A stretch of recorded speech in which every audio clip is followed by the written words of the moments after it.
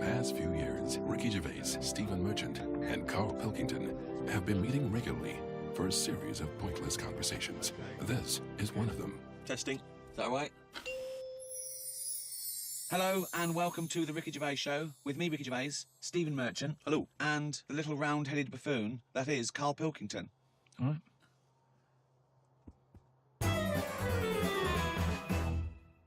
The idea of Englishness and England, it's quite a vague term, isn't it? You can play loose and fast with it. I mean, for instance, I was looking at some quotes about England, and John Major, former Prime Minister, he typified England as being a place of long shadows on county cricket grounds, warm beer, invincible green suburbs, dog lovers, and old maids bicycling through the morning mist. Very specific vision of England. But he never came to the estate that I was born on, or Karl was, you know what I mean? So, what is your typical image of an Englishman? If I had to draw it for an alien, he'd be quite squat, quite sturdy, sort of no neck, hairy. Are you just thinking of yourself? Do you know what? It would be my build with Karl's head. Really? And no neck, yeah. I think he's sort of balding and unshaven, and he's like a shaved caveman. I think he's tough, he'd have tats, he'd eat like a dog. It's the bulldog breed. It is the bulldog breed. I am thinking of the bulldog breed, yeah. See, now my image of an Englishman is essentially that cliched one. It is, I think, Hugh Grant. So you're modern, you're straight away modern now. I would say it's either mixed between Hugh Grant and Roger Moore when he was James Bond. You see, that's another small percentage of Englishness that sort of annoys me. Those people that think they're James Bond. They think they can buy a suit and read GQ, and they're suave and sophisticated, and they get cars they can't afford. All they do is work in a bank, come home, and flick through GQ at the adverts, looking at people with wearing watches and aftershave. Who wears aftershave? Do you wear aftershave, Carl? Normally, aftershave is the sort of thing I let other people buy me. It's like underpants, tea towels, and sort of aftershave and that. Other people buy me. Who's buying you tea towels? My mum. Right, okay. Right, anytime she turns up, she's got Brilla pads and stuff. I've got loads of them. I keep saying to her, I don't need any of this, but she always brings a box full of stuff. Brilla pads, tea towels, underpants. The underpants size hasn't gone up since I was 14. But I can rely on her for that. So do you not have anything in your life which you would think of as being gentlemanly? Do you ever dress smartly? What about suits? I bought one suit at the time when you invited me to the BAFTAs. That's the only suit. I think I wore it for one other thing. I haven't wore it since. I don't feel comfortable, it's not me. But don't you go to a wedding? That'd be a lovely advert, wouldn't it? Him with a suit on going, I haven't wore it since. Karl Pilkington hasn't wore it since. I don't go to weddings. No, I don't like going to them. I agree. I mean, even though you know them, they don't give you any time when you're there, do they? It's just sort of, they don't know whether you're there or not. They're on cloud nine. They don't know who's around. Yeah. It doesn't matter, you don't need to be there. With them, when I'm wedding day, it's all me, isn't it? Well, firstly, I'm annoyed about the wedding list. I don't know when that's coming on, because I don't know why I can't just bring maybe something I've made at home. No. Why has there got to be a list of stuff? What newly married bride doesn't want a pair of homemade clogs? Exactly. Do you know what I mean? But they're saying that, I think people very much appreciate you being at their wedding. No, they do. They remember if you were there. No, they don't. They do. They don't. You don't get invited to weddings because you ain't got any mates. No, I've got to know enough people. Everyone's getting married. But they're always in the middle of nowhere. That annoys me when people say, come to our wedding. Yeah, fine, we're in Greece. Yeah. Well, the thing that drives me insane when you do go is when they put you on a table with people you don't know. Well, I got all my mates there and they put, because I got to mingle with some people. I don't care, I need these But that's what I'm not good at, talking to people once. Talking to people who you don't know. No. What sort of stuff would you make conversation about at a wedding? I'd probably say, first of all, how do you know them? How do you know the people getting married? Yeah. And then, do you think it'll last? Imagine inviting Karl Pilkington to it and going, where should we put him? Oh, I don't know. Is there a table for one? Oh, just You'd be on a table with the kids. Imagine being stuck with Karl Pilkington at a wedding. Yeah, what else? So you've asked them, do you think it'll last? They've gone, I'm sorry? Who are you? Oh, Karl Pilkington from Manchester. Right, yes, we think it'll last. What else would you ask? So what was your next? The last wedding I went to, it's going back a couple of years, but everyone seems a bit snidey. Do you know what I mean? Because you've got a mixture of families there, haven't you? Yeah. And none of them really like each other. No. And I got stuck with an old fella who had a flatulence problem. That sounds fun. And then he went on to say it doesn't matter, the suit's hired. And it's just kind of... I'm gonna die! I love it. He's basically saying at a wedding, it doesn't matter if I shit myself.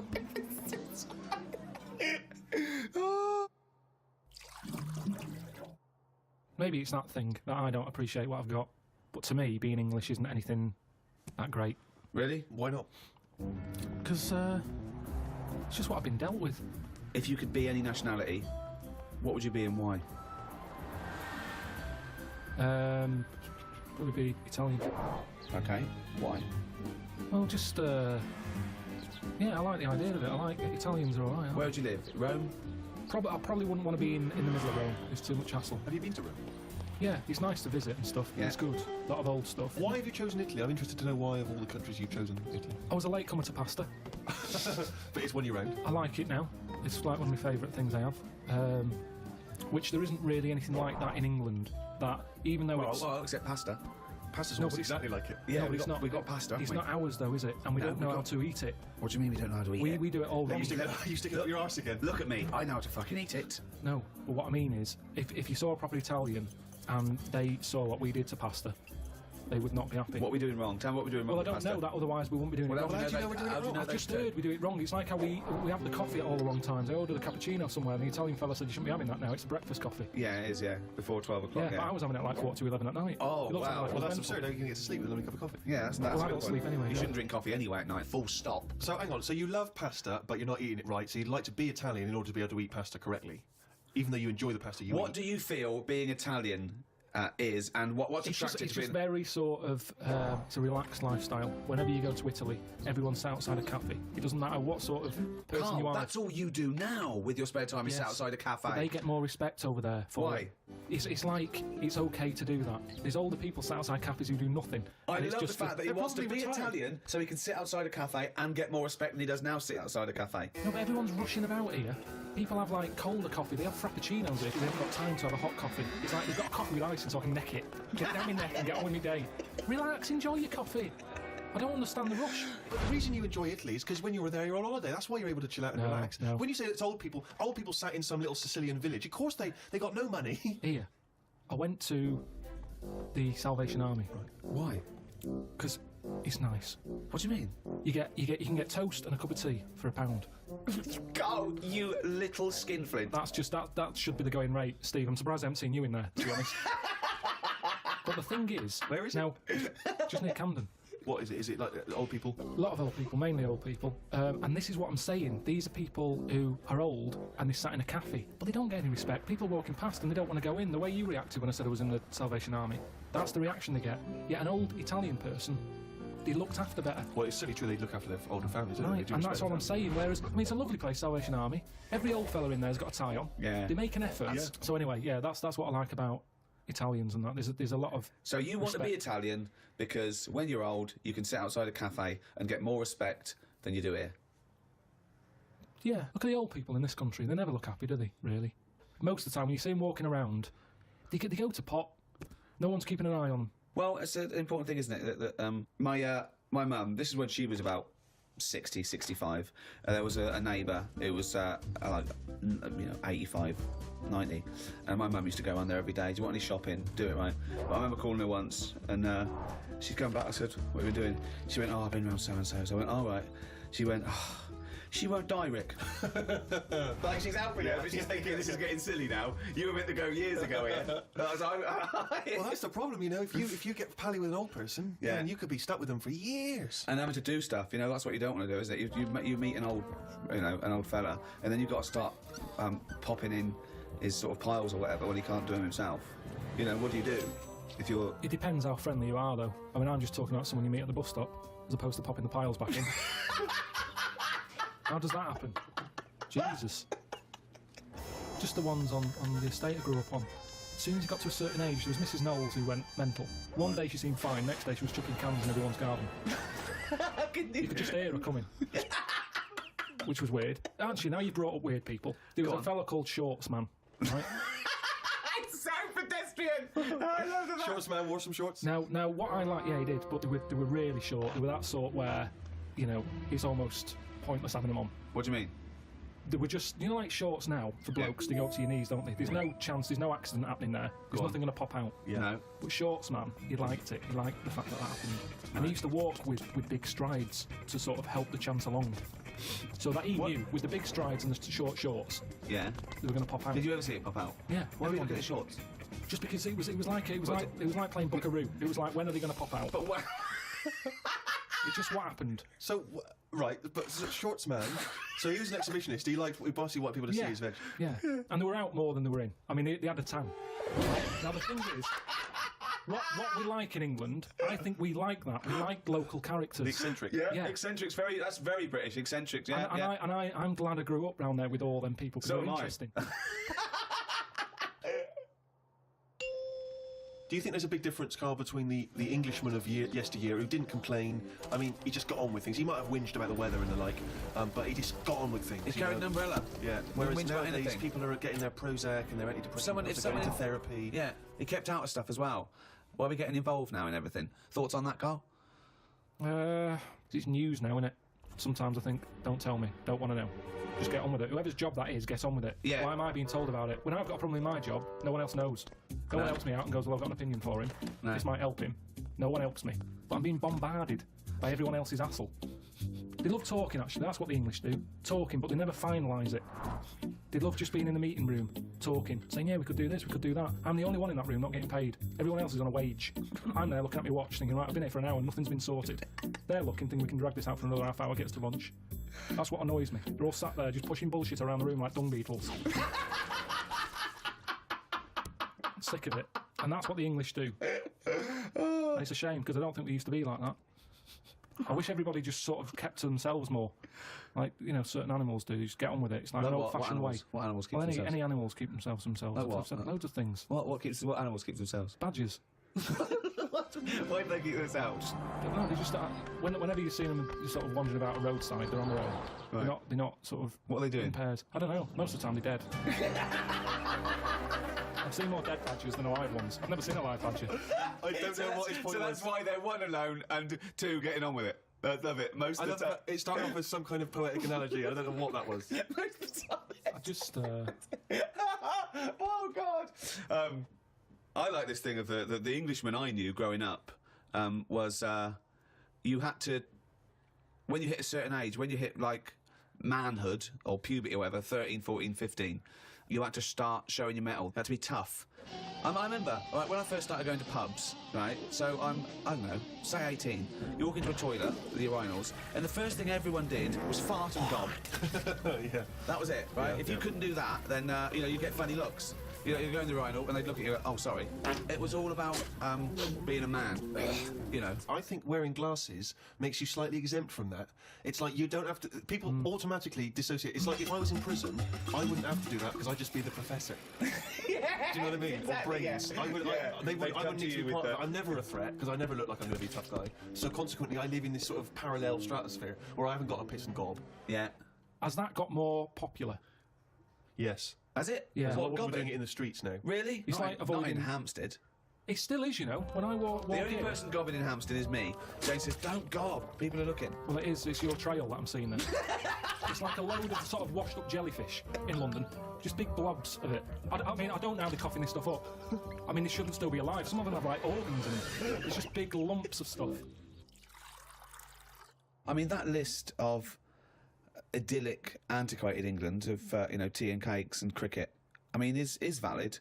But I think the things that sum up Englishness, I mean, talking of the weather, I think drinking, war, we love a ruck. Yeah. We're built on war.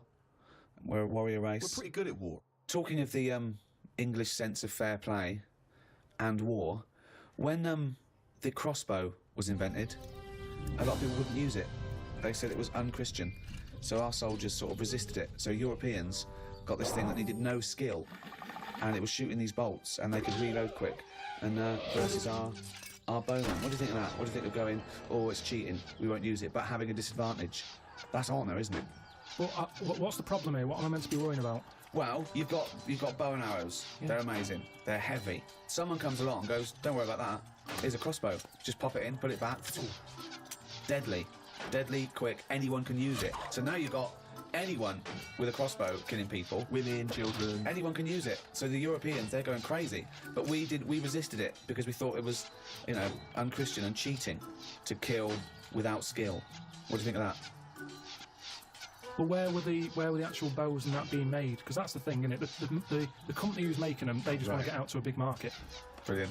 That's what they do now with the iPod and everything. It's not about people wanting more music than ever before. That's not the case. It's about having the accessory.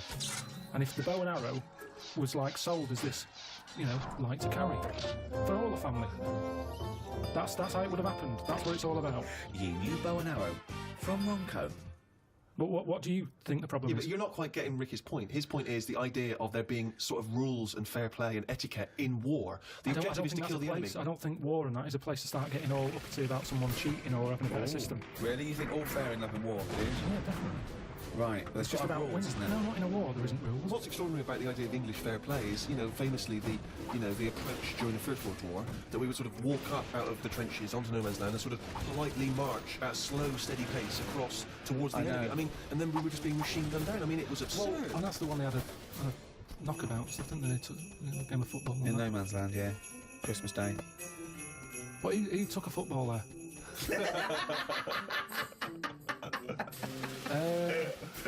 If I was on the front line, I would not be getting out the rule book. I can tell you that much. I'd be going mental. Are you saying there should be some rules or no rules? I mean, you've got to have some rules, otherwise it's just going to be like Grand Theft Auto, isn't it? I'm just going to go about battering everyone. Yeah. And you soon get bored of that. Which rules would you repeal that already exist that you don't like? It's a shame you can't tip as much as you used to be able to. You mean in a restaurant? No, just when you're getting rid of a mattress or something. So fly tipping. You'd like to see more fly tipping. What do you mean? This is something so personal. He's fed up. He had to take something. No, it's just that they used to put stuff outside the house, and just like you had mattresses, you had sideboards, sewing machines. The thing is, it was a good way of recycling. Now they say recycle, but we're not recycling. It's just being put in a bin. I'm saying if you've got old furniture, you should be allowed to leave it outside your house without the council going, move that, it's dangerous, someone's going to trip over it. Well, if they trip over it, should have been looking where they're going. Well, what if they're blind? What? What if they're blind? That's why you don't leave things out in the pavement, because blind people will fall over and smack their face in. No, because I'm leaving it. I'm not leaving it on the pavement. Well, you just said you were. Where are you leaving it? Sort of outside the house. Where are you leaving it, Carl? You haven't established where you're leaving this yet. Because so far, a blind person's fallen over and broken his nose. I've never and seen a lost blind 2 teeth. person trip over anything. You've never seen a blind person trip over anything? Definitely not. They're better on the feet than some people because they're more cautious, aren't they? So Make it more fun for them, if anything. why can't you just have this stuff collected by a second-hand shop or Because they send it won't. to They a don't come, charity? Steve. They Honestly, they don't. I've called up people and they're saying, "Yeah, we'll be there in an hour." And I say, "Right, I'm going to put it out on the street. And are you going to come and get it?" "Yeah, we'll be there." An hour passes by. They haven't been. Suddenly, the blind council people goes past. on the floor, bloodied noses.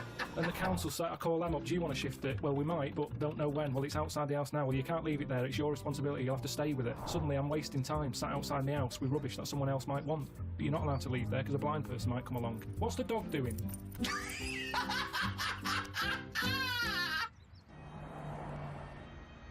What do you make of St. George, the patron saint? What's your take on that? Is he the one who killed the dragon? Right. Tell us the story. There's a dragon problem. Must have been in England. Right.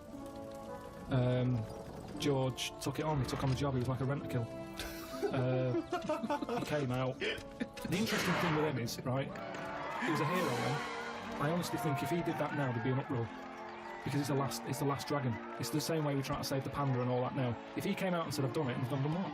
They've just killed the last dragon, they'd go mental. There'd be marches. Idiot, bloody idiot. And that's what's interesting. But it was going around burning people. Doesn't matter, we shouldn't have killed the last one. It's the last one. And that's what but it'd be they- like. You say you should have saved it, you should have captured it and put it in a cage so we can all look at it. There's and no stuff. point. It couldn't have bred anyway. It was the last one. Was it definitely the last one? Well, you were saying it was the last one. I'm not bothered either way. Hang on, what? to me, Sorry, hang on, whoa. So you think that there were Well, dragons? what are we celebrating then? Well, it could be a metaphor, a dragon slayer. It could be a bad thing amongst us. It could be a foreign threat. It could be things that threaten. It could be anything. It's not to be taken literally, is But it? the real legend of George was that he was a figure who stood up for Christianity. Have Doesn't you ever get- done anything brave? There was a kid at school who used to have epileptic fits a lot, and the teacher used to always say, if it happens, grab his tongue. And I sort of had a go at that once, his tongue. His tongue. Yeah, What do you have a tongue for? To pick stuff up? What do you mean a tongue? his tongue in his mouth. Oh, his tongue. Oh, his tongue. Right, go on. And they used to say, if he starts doing it, grab his tongue and that. And I sort of had a go at that once, and it wasn't nice. Well, how did you grab it? Well, you grabbed his tongue, did you? Well, I tried to. It's like grabbing a slug. And plus his mouth's going up and down. That you think he's going to have me hand here. So you sort of do that thing where you go. So you were trying to grab hold of a kid's tongue, yeah? And he was. He's thrown himself all over the place. It was in the physics lesson. I sort of had a go, and then I thought, this isn't happening. So I just sort of kept putting my hand in, like I'm having a go. But in the head, I was going, I'm not going to get hold of it. What you could have used is a pair of tongs. Well, firstly, I don't see why this is brave. Kids have an epileptic fit and you're just supposed to help them out. I don't know why that's bravery, but even given that, the fact that you were thinking more about yourself in that situation than this other kid. You were thinking, I'll make it look like I'm helping, but I'm not really. And yet this is kid having an epileptic fit. I did at the beginning. Doesn't I that tried. sum you up, Carl? Selfish. No, it doesn't. Because nowhere else was having a go. At least I did try and grab it You at one weren't doing point. anything. You were just making it look like you were. Have you ever tried to grab a tongue? It's like chasing a chicken. It's murder. And after a while, it wears you out. And it was weird anyway, because it was like... What was he doing it for? I don't know. Wearing him out after hours of chasing this kid's tongue. I love the idea. Have you ever tried grabbing a tongue? It's a valid question. I love that he's annoyed. He's annoyed that this What poor kid's having was your a fit. technique? Were you trying to grab it? Just with your thumb and your... What's it finger? Like a pincher thing. Yeah. But it was because his mouth's going down and... Was he shouting or just... No, just throwing himself around. So that's your one attempt at bravery. Well, hang on a minute. Let me just think. Trying to grab a tongue. There was a time you were chased by a bee and you scored a goal. What about that? That isn't really bravery, is it? As you were running away from a bee, and the ball happened to hit your foot and go in. That was bravery. I love it when he goes up to the pearly gates and goes, well, if you've done the act of courage. I pretended to grab a tongue. A what? A tongue. Yeah. Got chased by a bee, scored a goal. It doesn't count as brave at all.